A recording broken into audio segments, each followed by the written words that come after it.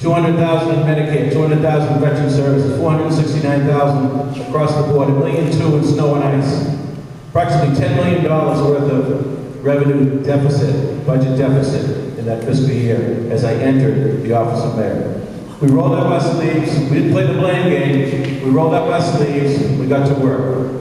We made significant cuts, we tightened budgets, we took the sewer and water department budget that was $3 million in the hole, turned it around, we uncovered that there were 38% unaccounted for water, places with no meters.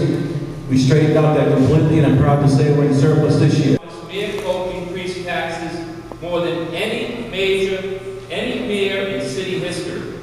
Tom Coke increased taxes nearly twice as much in his first year as mayor as I had in my 6 years combined. And where we should go from here. And I listened and I learned. And as I've said before, you learn more from losing than you do from winning. And I learned. I'm running for mayor to move Quincy forward as a place to raise a family, to live out a well-earned retirement, and to invest in a business. But a place, more importantly, where everyone gets a fair share. I ask you to vote. I work for the U.S. Postal Service. I'm a letter carrier. I live in Howes Neck. I'm not a lifelong resident of Quincy. Then I think it's about time we locate or redevelop Germantown to extract as much fuel tax as possible. I think that's only fair. I'm not saying kick them out of the city. I'm saying redevelop that area because we're losing millions of dollars letting that sit the way it is. People don't know me, so hopefully by the end of tonight I can relate to you in one fashion or another. I was born and raised in Quincy. I went to the Quincy public school system. I went to the vocational technical high school and Quincy Junior College, which I have a strong affinity towards. I also, in so many ways, have a love for the city. I'm running on a personnel structure. I want to change the personnel structure in the city. Folks stood in front of this community and promised to double the size of the drug unit, and he reneged on this community to his promise.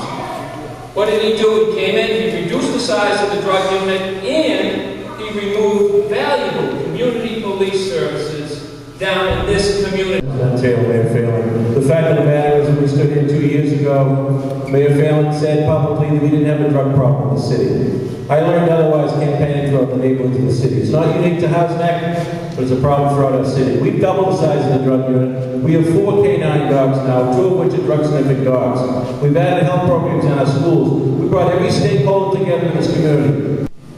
First, I'd like to set the wheels in motion to develop sections of Quincy that are sitting on prime real estate, like I've told you earlier. Go after the ones who owe taxes and not make deals with people who profit off the city that owe taxes.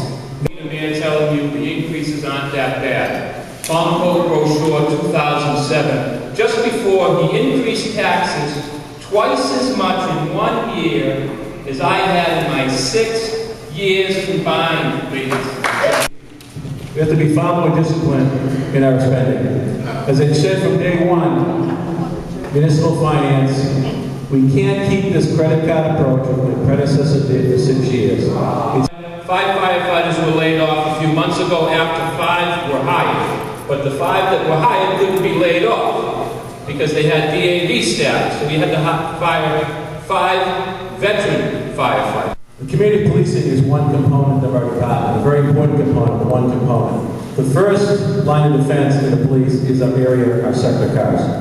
And it's first and foremost that all our sectors are covered, all the neighborhoods are covered with the first responders and cruisers. And that's why we bought 10 new cruisers in this year's budget, even though we're in difficult financial times. Because those frontline cars are an important part of keeping our neighborhoods safe. Allow people to make a living. Allow them to pay taxes. And another thing, they'll maintain the properties, which can't be said with the vacant properties that Quincy owns in the parks. So I'm all for it, unless proven otherwise. I'm running for mayor because I'm concerned about Mayor Coke's mismanagement of this city. He increased taxes, folks, twice as much in 1 year as I did in my 6 years combined.